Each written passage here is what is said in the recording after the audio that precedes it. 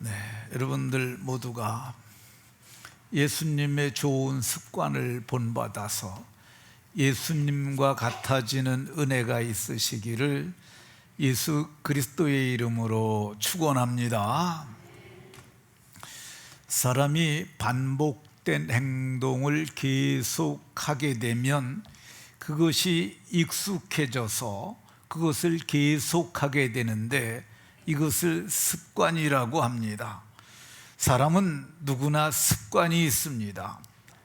밥 먹는 습관도 다 다릅니다. 어떤 사람은 밥을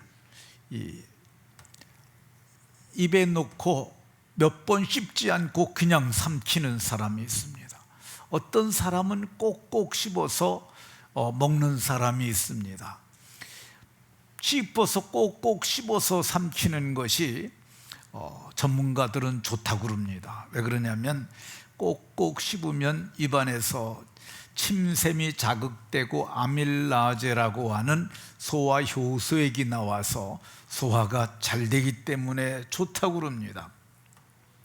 어떤 사람은 젓가락질을 하는데도 참 바르게 잘하는 사람들이 있습니다. 그게 FM이 있어요. 근데 어떤 사람은 젓가락질을 제대로 못 배워서 집게처럼 해가지고 이렇게 찝어서 먹는 사람들도 있습니다. 식사 후에 이를 닦는 모습들도 다 습관이 있습니다. 어떤 사람들은 제대로 배워가지고 의사들이 가르쳐준 대로 위아래 방향으로 해서 골고루 이렇게 잘 닦는 사람들이 있어요. 근데 어떤 사람은 대충 닦기만 하는 사람도 있어요. 제 학교 동창 중에 이쪽에 송곳니가 있고 이쪽에도 송곳니가 있는데 그 이빨만 노란 아이가 있었어요. 그래서 쟤는 왜 이가 고기가 노랄까 생각을 했었는데 나중에 생각을 해보니까 걔는 이를 이쪽 닦고 앞쪽만 닦으니까 여기가 손새가 생겨가지고 고기만 노랬던 것 같은 생각이 듭니다. 사람은 습관이 있습니다. 몸의 습관이 있고요, 이 마음의 습관도 있습니다. 이 마음의 습관을 얘기를 하면 시간이 많이 가기 때문에 요거는 말하지 않겠습니다. 마음의 습관만 있는 게 아니라 생각도 습관적으로 하는 생각이 있습니다. 어쨌든 좋은 습관은 좋은 사람이 되게 만들고 나쁜 습관은 나쁜 사람이 되게 만듭니다. 오늘 봉독한 본문을 보면은 예수님께서 사람으로 계실 적에 습관을 가지고 계셨다고 말씀합니다. 예수님의 습관을 본받으면 우리가 예수님 같은 사람이 됩니다. 그러니까 우리가 거룩하고 신령한 삶을 살고 싶다 그러면 예수님처럼 생각하고 예수님처럼 행동하면 예수님 같은 사람이 될 줄로 믿으시기 바랍니다. 그럼 예수님은 어떤 습관이 있으셨냐? 예수님은 산에 기도하러 가는 습관이 있으셨어요. 오늘 39절에 보면 예수께서 나가사 습관을 따라 감람산에 가시매, 예수님께서는 습관적으로 감람산에 가서 기도하는 습관이 있으셨어요. 이 감람산은 해발 815m라고 그럽니다. 낮은 산이 아니에요. 꽤 높은 산입니다. 우리 이제 동두천 쪽으로 가는 길이 있어요. 그러니까 저쪽 국도 말고 이쪽으로 해서 신도시에서 고개 넘어가는 그 칠봉산 터널 있는 데로 넘어가는 그게 칠봉산이에요. 근데 칠봉산이 506m라고 그러는데 요즘 그 산이 이렇게 터널을 뚫어놔서 그렇지 밑에서부터 걸어 올라가려면 꽤 오래 걸리는 그런 산입니다. 근데 그 산보다 더 높았다고 얘기를 합니다. 근데 거기에는 감람나무가 많아서 감람산이라고 그랬어요. 이 감람나무라 뭐라 그러면은 우리가 잘 이해가 안 가는데 올리브 기름을 만들어내는 올리브 기름을 짜는 이 나무가 올리브 나무예요. 올리브 기름이 감람유예요. 그러니까 올리브 나무하고 감람나무는 똑같은 거야. 그러니까 올리브 나무가 있는 그런 산인데, 그 산에 예수님께서 기도하러 가셨다고 이렇게 말씀합니다. 산기도를 가신 거야. 예수님은 주로 산기도를 가셨는데 예전에는 산기도들을 좀 많이 가셨습니다. 저도 한 10년 전까지만 하더라도 성도님들하고 같이 산기도 갔던 적 있어요. 저와 같이 함께 산기도 갔던 분들 한번 손 들어 보세요. 아이고, 다 별세 하셨나? 몇 분 안 되시네. 네, 이 산기도 가면은, 산기도는 그냥 자연 그대로의 산에서 기도하는 거야. 야생 그대로의 산이죠. 예수님께서는 산에 가서 기도하실 때 제자들하고 좀 떨어져서 기도하셨어요. 얼만큼 떨어지셨냐 하면은 돌 던질 만큼 가서, 돌을 이렇게 잡고서 한번 던지면은 잘 던지는 사람, 세게 던지는 사람들은 30m 이상 가고요, 좀 기력이 없는 사람은 30m가 못 갑니다. 그러니까 30m 전후를 돌 던질 만큼이라고 이렇게 말할 수 있어요. 그러니까 돌 던질 만큼 떨어져서 예수님께서는 기도하셨어요.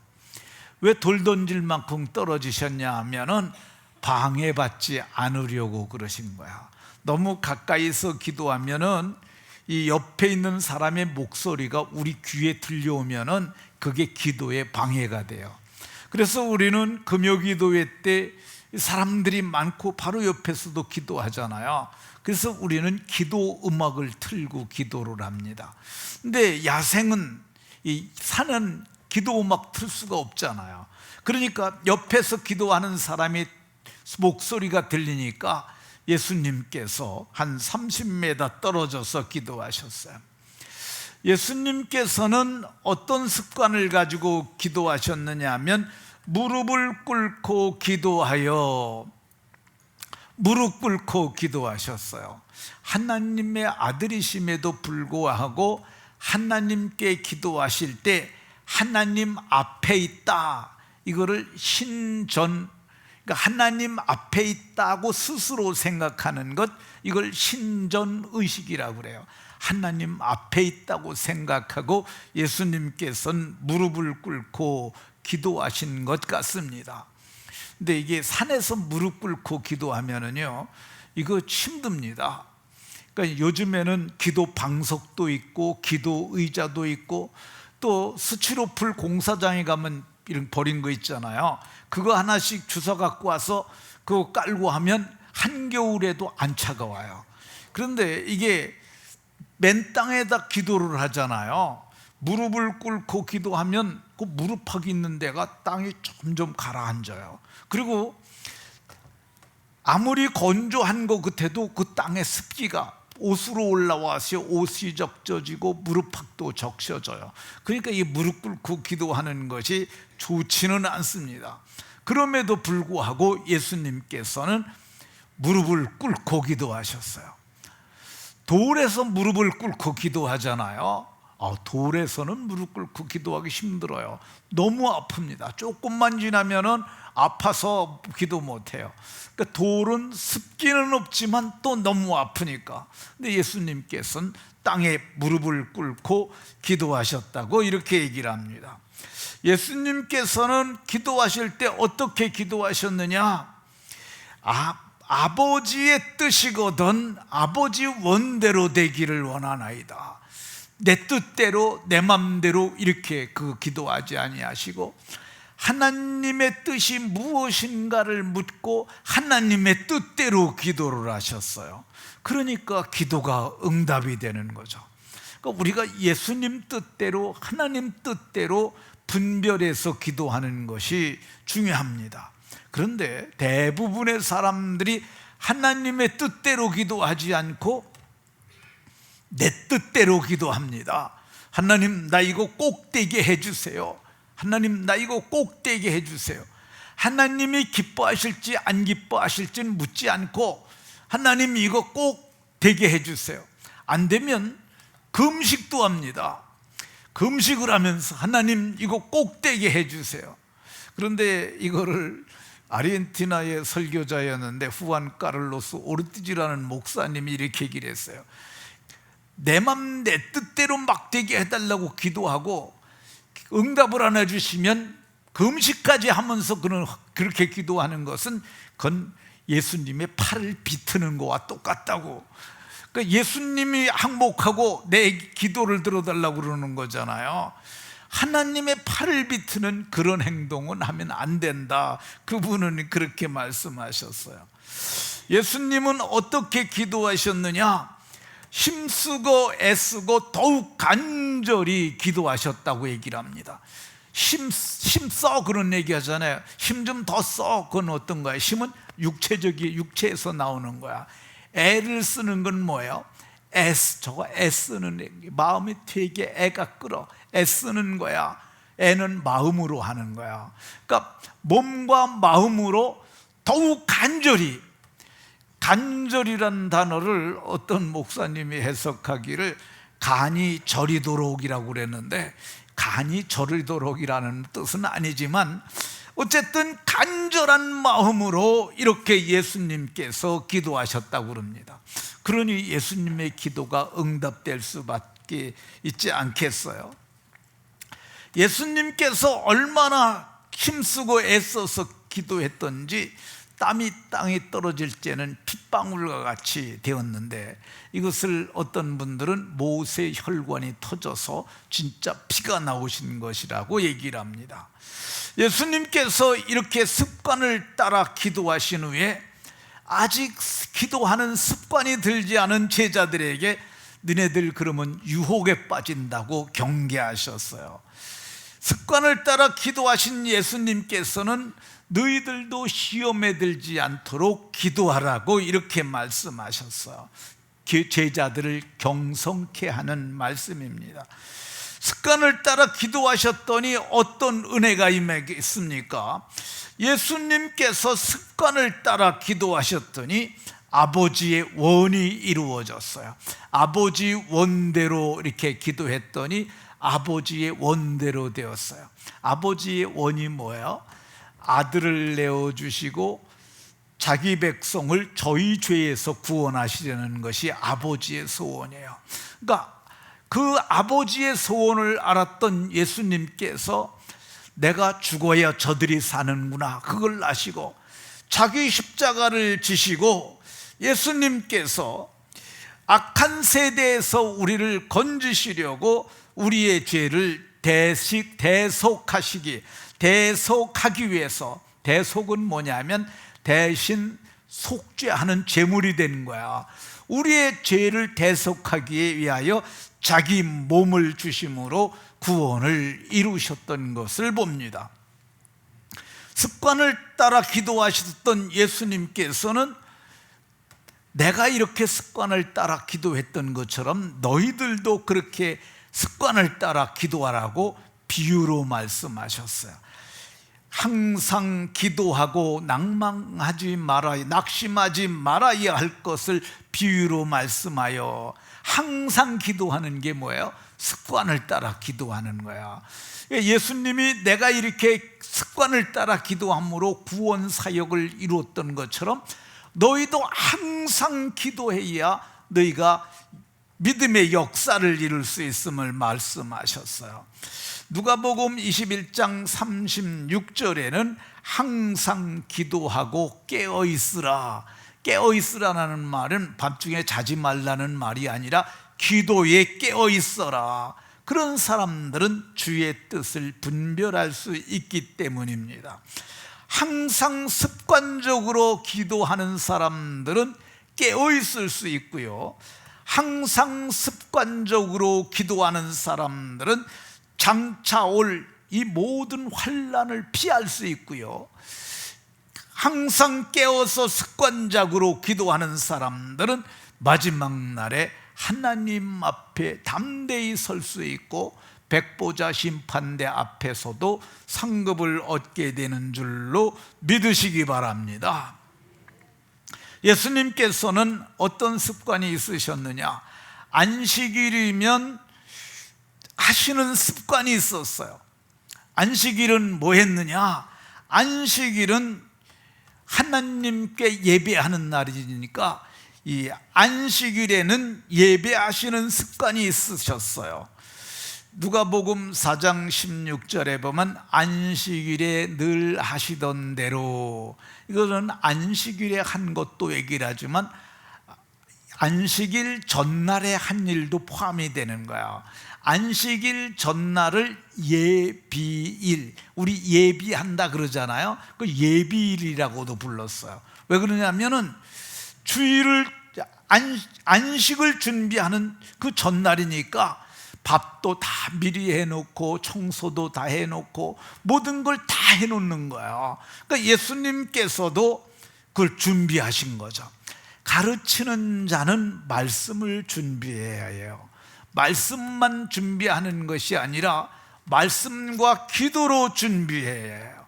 그리고 주일 잠들기 전에 옷까지도 다 준비해 놓는 게 좋습니다.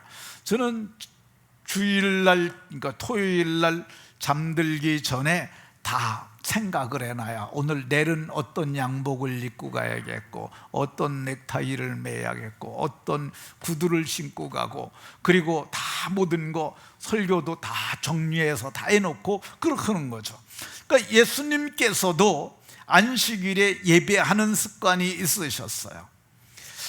예수님께서는 안식일에 어디서 예배했느냐? 안식일에 회당에서 예배하셨습니다. 나사렛에 이르사 안식일에 늘 하시던 대로 회당에 들어가셨다고 얘기를 합니다. 예수님이 갈릴리 나사렛 사람이라고 불렀는데 그분이 유대 땅 베들레헴에서 나셨지만 사신 곳은 나사렛이에요. 나사렛 회당에서 예수님께서 예배하셨던 것을 볼 수가 있습니다. 예수님이 회당에서 예배하셨던 그 회당의 모습이 어떻게 생겼느냐 하면요, 이게 그 인터넷에 있는 그림을 제가 퍼온 건데요, 어쩌면 이게 2000년, 그러니까 예수님이 2000년 전에 계셨던 분이잖아요. 2000년 전에 계셨던 그 회당 모습일지도 모르겠다. 어쨌든 나사렛에 있는 것만은 맞아요. 근데 2000년 동안 저렇게 놓으면 저게 견뎌낼 수가 있었을까, 그 생각도 드는데 옆에를 다 돌로 다 쌌고요. 어쨌든 예수님 시대의 것으로 복원을 해놨던지 아마도 그런 모습인 것 같습니다. 근데 저기에서 예배를 했어요. 유대인들은 바벨론으로 포로로 잡혀가기 전에는 유대 땅 유대 땅 예루살렘에 있었던 성전에서 예배했어요. 성전은 한 개밖에 없었어요. 그러니까 성전은 다윗이 지은 성전, 그게 다윗이 준비했고 솔로몬 시대에 지어진 성전, 그게 진짜 성전이죠. 그 후에 돌아온 자들이 지었던 스룹바벨 성전, 헤롯 성전, 이것은 다 예루살렘에 있던 성전이에요. 근데 이 성전을 떠나가지고 저들이 포로로 잡혀가니까, 바벨론의 포로로 잡혀가니까 그제서야 저들이 정신이 바짝 났어요. 왜 그러느냐면 안식일을 지키지 않았더니 하나님께서 그 땅에 안식을 주시려고, 그래서 70년 동안 우리를 바벨론으로 옮기셨다는 것을 다니엘이 깨달은 거야. 그래서 백성들에게, 유대 백성들에게 가르쳤어요. 그러니까 그들이 정신을 차리고 이대로 두면은 우리 다음 세대들이 다 무너지고 말겠구나. 그래서 그들이 회당을 짓고 회당에서 저들이 예배하면서 말씀을 가르쳤던 것을 볼 수가 있습니다. 예수님께서는 안식일에 회당에서 뭐 했느냐? 회당에 들어가서 성경을 읽으려고 서심해. 성경을 읽으려고 서시니까 회당장이, 성경엔 회당장이라고 나와 있지 않지만은 선지자 이사야의 글을 드리거늘 누가 옆에서 준 거예요. 그러니까 오늘 우리는 이 한 권에 66권이 다 들어있지만은 이게 66권 다 들어있잖아요. 옛날에는 성경을 두루마리로 해서 지게에다 지고 다녔어요. 근데 이사야 성경은 굉장히 양이 많잖아요. 그러니까 그 성경을 예수님께 드렸더니 예수님께서 그걸 펴서 기록된 데를 찾으셨는데 그 귀절이 18절과 19절입니다. 주의 성령이 내게 임하였으니 이는 가난한 자들에게 복음을 전하게 하시려고 내게 기름을 부으시고 나를 보내사 포로된 자에게 자유를, 눈먼 자에게 다시 보게 함을 전파하며 눌린 자를 자유케 하고 주의 은혜의 해를 전파하게 하려 하심이라 말씀하시고, 오늘 이 글이 너희 귀에 응하였다고 이렇게 말씀하셨어요. 오늘 이 말씀이 너희 귀에 응하였다는 말은 그대로 이루어졌다는 말이에요. 이 말이 그 말씀을 들었던 사람들도 잘 모르는 사람들도 있어요. 근데 이 말이 무슨 말씀이냐면 하나님의 성령이 내게 임하였다는 거예요. 그 예수님에게 성령이 임하였다는 말씀이에요. 이것은 내가 가난한 자들에게 복음을 전하게 하시려고 내게 기름을 부으시고 내가 포로된 자에게 자유를, 눈먼 자에게 다시 보게 함을, 눌린 자를 내가 자유롭게 하고 내가 은혜의 해를 전파하게 하려 하심이라 그랬는데, 이 은혜의 해를 전파한다는 말이 회복을 뜻하는 거예요. 이 은혜의 해, 그 요절을 떼보세요. 은혜의 해라는 말이 은혜의 년을 뜻하는 거예요. 1년, 2년 그러잖아요. 우리 그 해에 풍년이 들었었어. 그 해, 그런 뜻이에요. 은혜의 해는 은혜의 연도라는 뜻이에요. 이 은혜의 연도가 어떤 거냐면 이스라엘 백성들에게는 신년이 은혜의 해예요. 그러니까 이스라엘 백성들은 안식일을 지켰잖아요. 7년마다 안식년을 지켰잖아요. 7번의 안식년이 지나고 그 다음의 해를 신년이라고 불렀어요. 신년은 나팔을 불면은 모든 것이 제대로 다 돌아가는 거야. 내가 땅을 신년의 나팔이 불고 2 안식년이 지난 후에 팔았어요. 그때부터 내가 농사를 지을 수 없었어요. 근데 5 안식년이 지나고 신년의 나팔이 불어졌어요. 그럼 그 땅 다시 내 땅 되는 거야. 그러니까 안식년은 모든 게 돌아오는 거야. 종으로 팔렸던 자들도 다 돌아와서 자유를 얻는 거야. 근데 예수님께서 내가 먼 만백성에게 은혜의 해 신년을 선포하는 그 일을 하려 하심이었다고 이렇게 말씀하셨어요.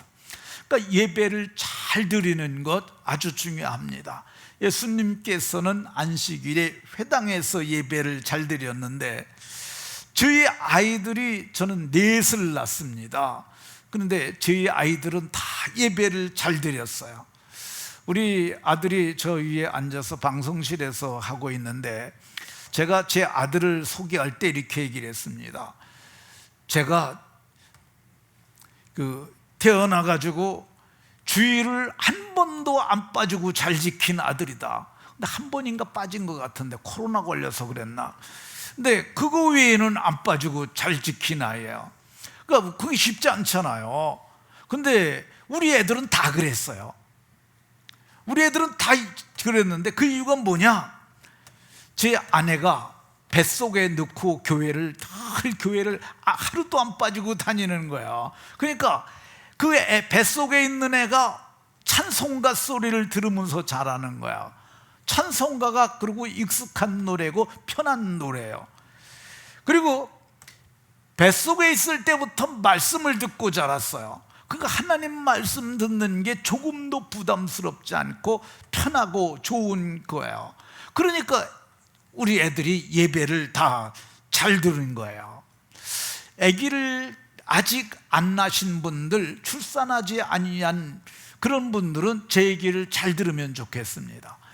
아기를 복중에 잉태하면은 교회를 오시는데 장년부 예배하는 데로 오지 말고 영합으로 가야 합니다.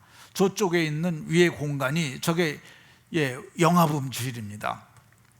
영화부가 저 위에 사실은 그 뒤에 있는 방송실을 그게 어린이 예배실이었는데 그 애들이 많아져가지고 안 되겠더라고요. 그래갖고 이거를 과감하게 위층에 4분의 1을 띄워가지고 영화부실을 만들었어요.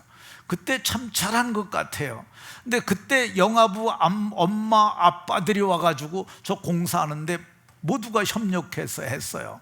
설계는 제가 했고 시공은 송영근 집사가 했는데, 그리고 나중에 이제 인테리어는 목수를 불러서 했습니다.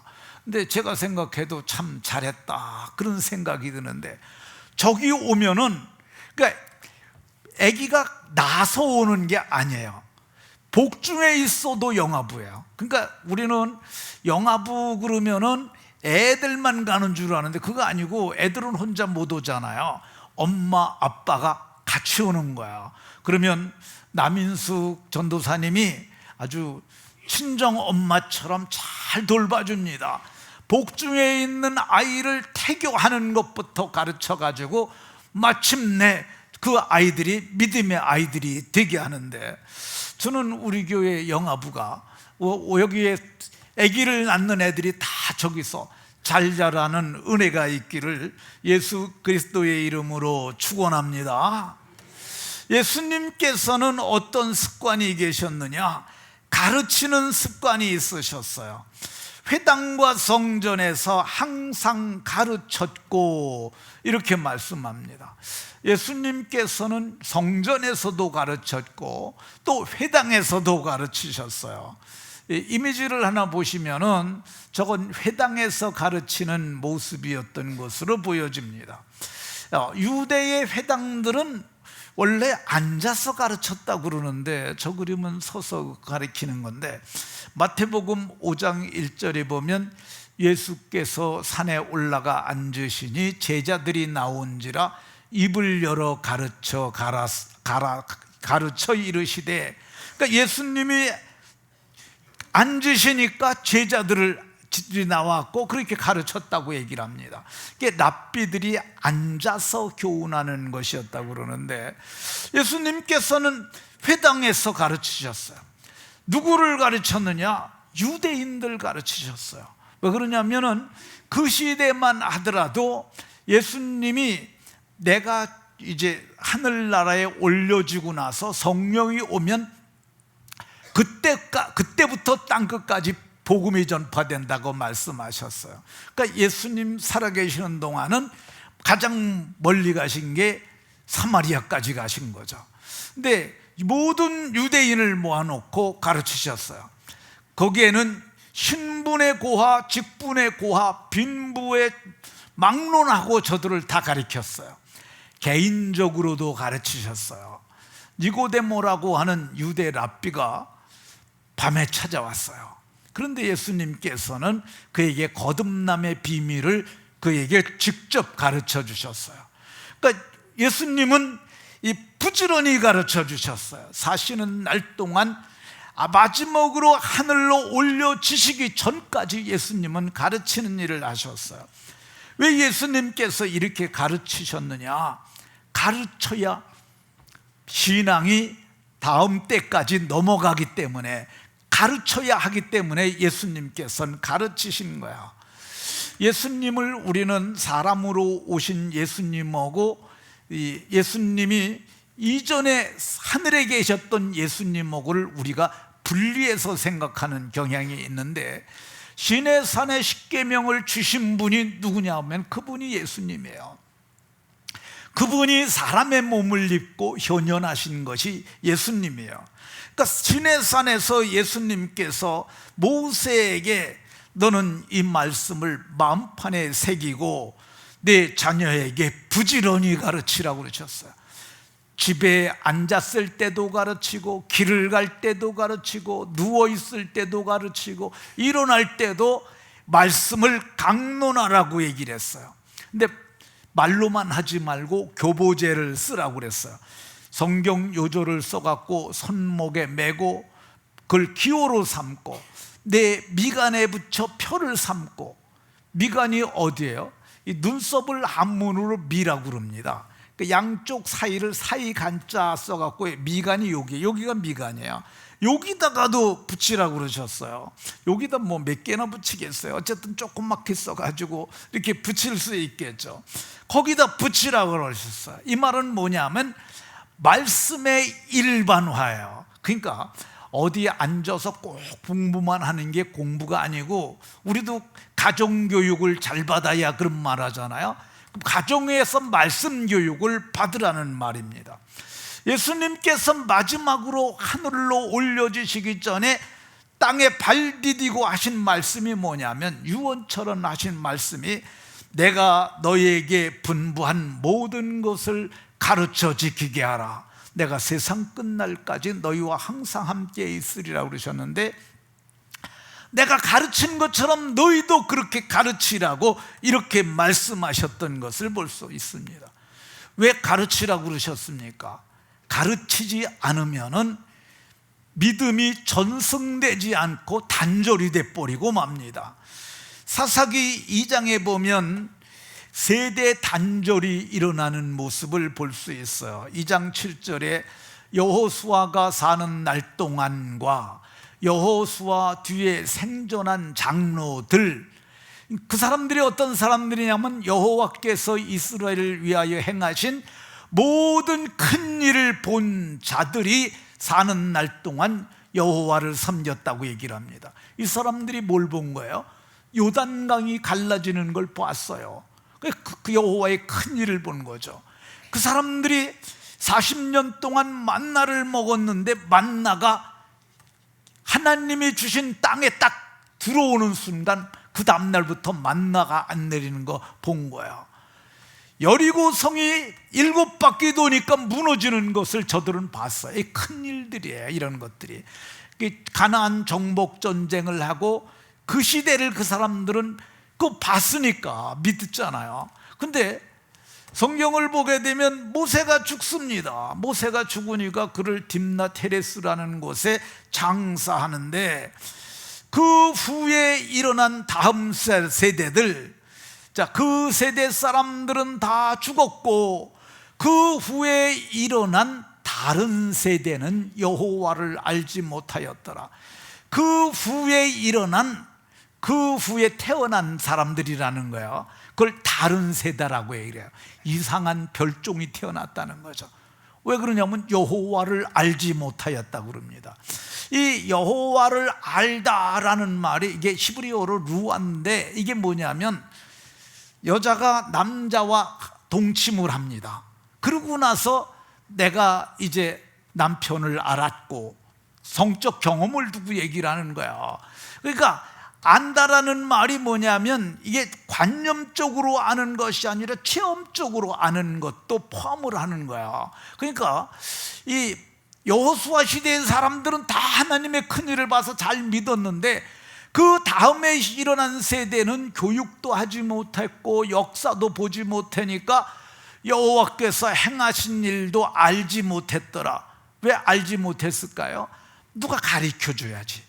안 가르쳐줬더니 한 세대가 30년입니다 30년 만에 그들이 무슨 짓을 했느냐 하면은 여호와의 목전에서 악을 행하여 바알과 아스다롯을 섬기며, 목전이라는 말이 뭐예요? 눈앞에서 하나님이 눈 이렇게 뜨고 쳐다보고 계시는데 거기서 우상을 섬기게 됐다는 말입니다. 우상 섬기니까 화가 나겠어요? 안 나겠어요? 그래서 성경은 여호와를 진노하게 하셨고, 그래서 여호와께서 화가 나시니까 저들을 버려버렸어요. 그래서 저들을 노력하는 사람들의 손을 넘겨줬고, 그래서 그들의 괴로움이 심하였더라. 그들의 괴로움이 심하였다고 이렇게 얘기를 합니다. 왜 이런 일이 일어났습니까? 가르치지 않았기 때문에 그렇습니다. 지금 한국 교회의 미래가 어둡다는 말을 다 합니다. 저도 이 부분에 대해서 일부분 공감을 해요. 어떤 부분이 그러냐면 지금 주일학교가 없는 교회가 절반 이상이 됩니다. 주일학교라고 그러면은 영아부부터 중고등부까지를 주일학교라고 그래요. 그 안에 아이들이 없는, 그래서 주일학교 안 하는 교회가 절반이 넘는다는 거예요. 이 기독일보라는 신문이 있는데요, 이거는 우리 교단은 기독신문이라고 그러고 통합 측은 기독일보라고 그래요. 통합 측 신문입니다. 수도권 교회들이 위기인데 43%가 주일학교가 없다는 거예요. 이게 어느 지역으로 한 거냐면 일산 지역으로 한 거예요. 일산 경기 수도권 그쪽으로 한 거야. 근데 거기는 그래도 사람이 밀집된 지역이잖아요. 그런데 이제 인구 소멸 지역이라는 데가 있어요. 여러분들은 땅 같은 걸 살 때 인구 소멸 지역에 가서 땅을 사면 나중에 그거 제값을 못 받습니다. 왜 그러냐면 사람이 없으니까 사질 않는 거야. 여기 연천 전곡도 인구 소멸 지역에 들어가기 시작을 했어요. 거기도 인구가 줄어요. 근데 여기는 늘고 있죠. 저희 시찰내에 도대리교회라는 교회가 있습니다. 김성욱 목사라는 목사가 목회하고 있는데, 제가 어느 날 물었어요. 야, 너네 동네는 너는 주일학교 잘하고 있냐 그랬더니, 아유, 저희 주일학교 못해요. 아, 왜 못해? 그랬더니 애들이 없어도 한 명이라도 데리고 해야지 그랬더니 한 명도 없어요. 야, 무슨 소리를, 한 명도 없는 동네가 어디 있어? 그랬더니 우리 초등학교 애들이 6명이에요. 학교에 6명이 있는데 그 교회는 다 노인들만 모이는데요. 그러니 그 교회가 앞으로 20년 지나면 10년만 지나도 문 닫아야 될 지경이 되겠다, 그런 생각이 듭니다. 그러니까 이러한 주일학교 위기는 첫 번째는 저출산이에요. 애들을 안 낳으니까 뭐 0.78병 난다는데 한 명이 한 명은 낳아야지, 그렇게 되면 되겠어요. 그리고 인구 감소뿐만 아니라 부모 세대들도 애들 교육에 대해서 그렇게 크게 생각을 하질 않아요. 신앙교육이 뭐 그렇게 중요하냐고 생각을 해요. 애들이 학원을 가는 게 더 중요하다고 생각을 해요. 여러분들은 이 마인드를 바꿔야 합니다. 그러니까 학원은 한시적으로 조금 다닐 거고 교회는 죽는 날까지 다녀야 되는 거예요. 학원에 다니면 성적은 조금 올라가겠지만은 예수를 믿으면 영원한 영생을 복을 받아요. 그러니까 이 학원은 그렇게 중요하지 않아요. 저는 학원을, 우리 애들을 한 명밖에 안 보냈어요. 그것도 막내딸만 수학학원을 다녔는데, 왜 그 걔를 보냈냐면은, 우리가 그때 이제 교회 개척을 했는데 그 막내딸이 5, 6학년이 된 거예요. 근데 이거 가르쳐 달라고 5, 6학년 그 책 갖고 오면은요, 한참 봐야 알지, 그거 딱 보면 금세 답이 안 나옵니다. 애들이 수학이 어려워요. 그러니까 이거 이래 갖고 힘들겠는데 어떡하지? 그러다가 생각을 해보니까 우리 딸의 친구 아버지가 수학학원을 해요. 그래서 친구 아버지한테 연락해서 그 딸한테 내 딸 좀 학원에 데리고 가라고, 학원 안 간다고 그래가지고, 그래서 걔만 학원을 한 1년 다녔어요. 학원을 하나도 안 다녔어도 뭐 이렇게 우리 자녀들이 훌륭하진 않지만은 교회는 잘 다닙니다. 교회는 우리 큰 딸도 잘 다니고, 우리 사위도 우리 둘째 딸도, 우리 아들도 잘 다니고, 막내 딸이 지금 군산 가 있는데 잘 다닐 줄로 믿습니다. 예, 그러니까 우리가 자녀 세대들에게 인생의 성공과 실패를 저는 뭘로 가늠하느냐 하면, 내가 믿는 예수를 저도 잘 믿고 그게 신앙이 전승이 된 거야. 내가 주일을 지키듯이 저도 주일을 지킬 수 있고, 내가 11조 드리듯이 저가 11조 드리면, 그러면 저는 된 거라고 봅니다. 그러니까 적어도 11조를 할 수 있는 신앙이라야 제대로 된 신앙이라고 할 수 있죠. 우리 청년들이 요새 성령을 받았어요. 그 청년들이 능력을 체험했어요. 그러고 나니까 청년 애들이 청년들이 해봐야 얼마나 하겠어요. 학생들이 11조를 해요. 저는 그것이 아주 인생의 귀중한 믿음이 전승된 증거라고 생각합니다. 뒤에 말씀이 한참 더 남았는데 이제 끝내야 될 것 같습니다. 자, 말씀을 마치도록 하겠습니다. 좋은 습관이 중요합니다. 맨 끝으로 가세요. 좋은 마음으로 좋은 생각을 하면, 좋은 생각은 좋은 행동을 가져오고, 좋은 행동은 좋은 습관이 되고, 좋은 습관이 계속되면 그는 성공하는 인생, 형통한 인생, 행복한 인생, 신령한 인생, 거룩한 인생이 되는 줄로 믿으시기 바랍니다. 근데 첫 단추가 뭐냐면 좋은 마음이야.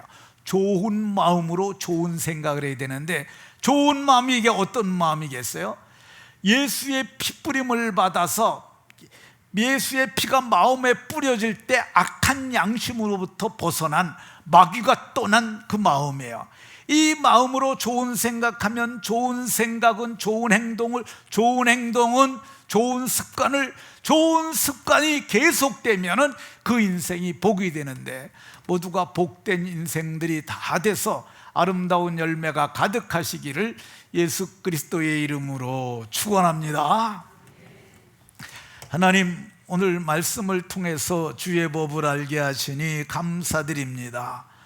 예수님께서 좋은 습관을 가지고 좋게 행동하셨기에 아름다운 열매를 많이 맺으셨는데, 우리도 좋은 마음으로 좋은 생각하고 좋은 행동하고, 좋은 행동이 좋은 습관이 되고, 그래서 우리 인생들이 행복한 인생, 신령한 인생, 거룩한 인생, 형통한 인생이 다 되어지도록 복 주옵소서. 예수 그리스도의 이름으로 기도하옵나이다. 아멘.